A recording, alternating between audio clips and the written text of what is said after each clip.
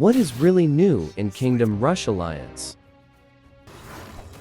One big change we can see in Alliance is with the reinforcement units. In my opinion, they are stronger than ever. We have 3 units once we fully upgraded them. And they can even summon crows now, and these crows can follow enemies and attack them for longer times. No mercy.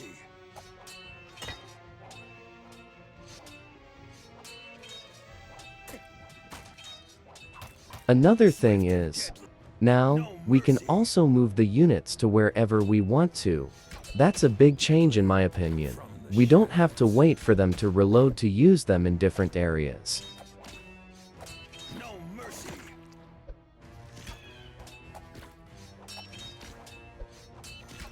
Swift and deadly.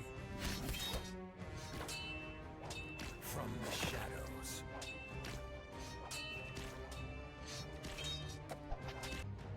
For the first time in history of the game, we have a new type of reinforcement, that too, the king itself. This is totally new and quite interesting, and since we could move him wherever we want, it was almost like having 3 real heroes in one game. Make my day. The king is here.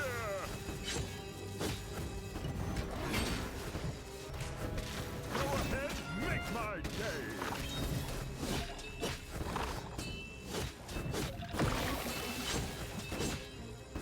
Go ahead, make my day. We can also move some of the special items from the shop, like Lord Blackburn. Now, this is really helpful as we can use him where we have bigger enemies or bigger groups, and once he destroy them, we can move him to the next area.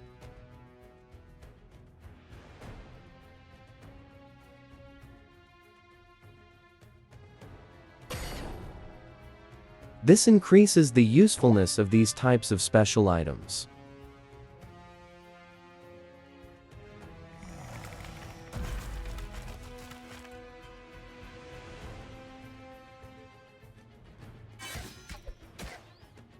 A totally new concept. Tower, the Grim Wraith. As you know, this is a barrack tower, but we can move it to any tower slot and even exchange it with the tower in that slot.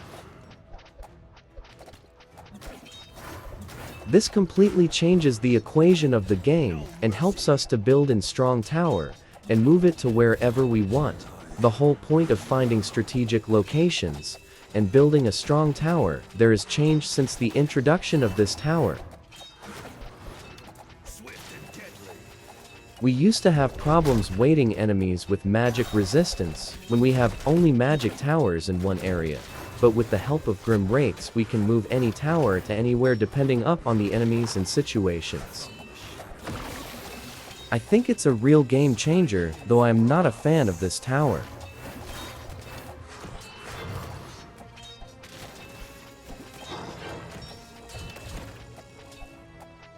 No mercy. No one can stop us.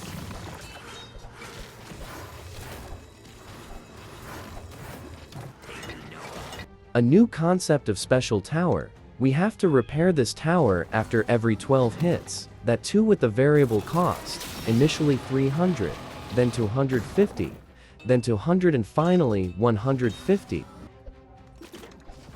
We have never seen something like this before. The key of this variable pro ring is, when we have less money in hand, we cannot really use it, but if choose to use it, then it will be available at half the price by the middle of the game, where we really need it. A completely new upgrade system.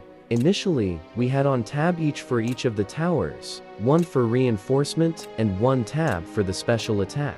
Now, we do not have special attack in Alliance, and we just have on tab for all the tower abilities.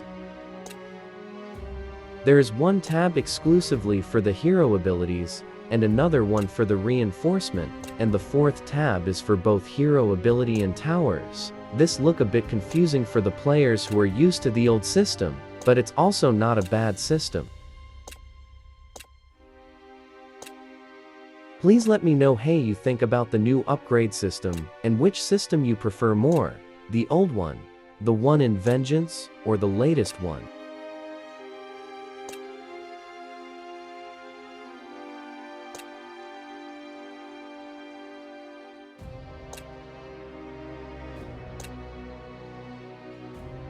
A complete level for the boss fight. I think Alliance has the longest boss fight ever. In the past, we have seen Jackal and Vengeance, and I thought that would be the longest boss fight. But Overseer changed it. Here, the waves and enemies all are coming from Overseer, and the boss fight lasts for around 8-10 minutes in hard mode. Special appearance of King Dinas in boss fights. We can see King Dinas appearing to fight Cirrus Midrius and Overseer during the boss fight. When it comes to Midrius, Dinas was there during the whole boss fight and was quite helpful because of his strong attack.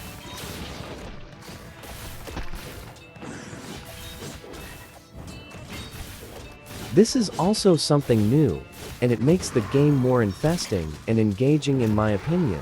Do you like these appearances of King Dinas? Please let me know in the comments section.